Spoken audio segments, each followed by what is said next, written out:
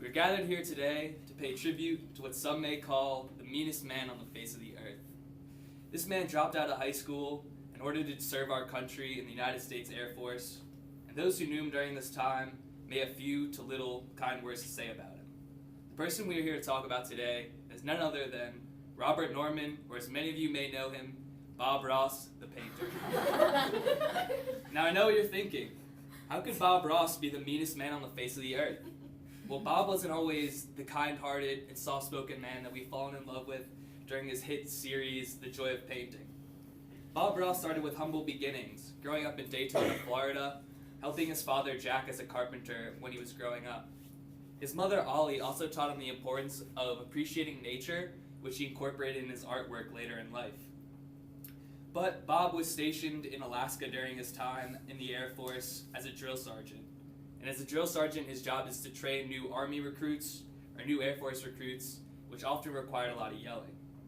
After Bob finished his duty in the Air Force, he decided he wasn't going to yell at anyone ever again. So Bob began to fulfill a new purpose in his life, teaching people the joy of painting. His signature wet-on-wet paint style made it possible for beginners to paint beautiful portrait landscapes, and he had his own show on PBS called The Joy of Painting, which aired in the 80s. Bob used his platform to promote the benefits of painting, and he once said, quote, "In painting, you have unlimited power. You have the ability to move mountains. You have the ability to bend rivers.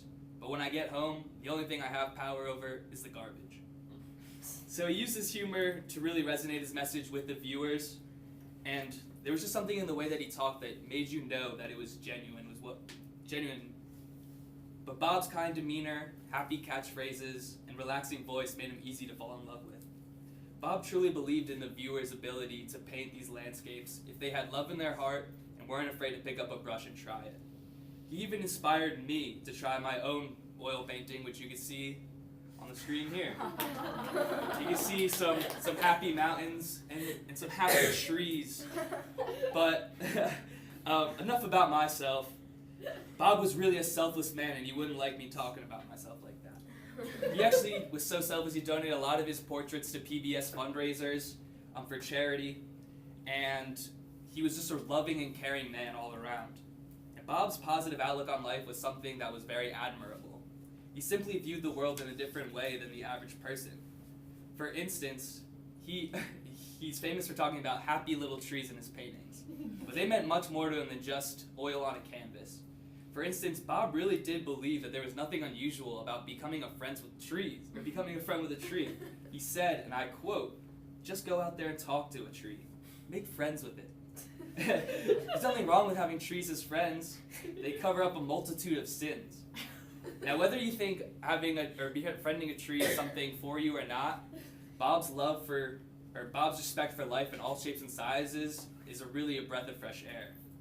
Bob unfortunately passed away on July 4th of 1995 at the age of 52 in New Smyrna Beach, Florida, after fighting a bout of lymphoma. Bob left behind a legacy of inspired painters and, most importantly, lovers. You can catch his show, The Joy of Painting, on Netflix or on YouTube, where you can either just paint along with him if you feel so inclined or enjoy his company. One of the most important lessons Bob left behind was that there are no mistakes, only happy accidents. Today we honor Bob as a man of service, art, and appreciation for life. Without him, many of us may never understand the joy of painting. Thank you.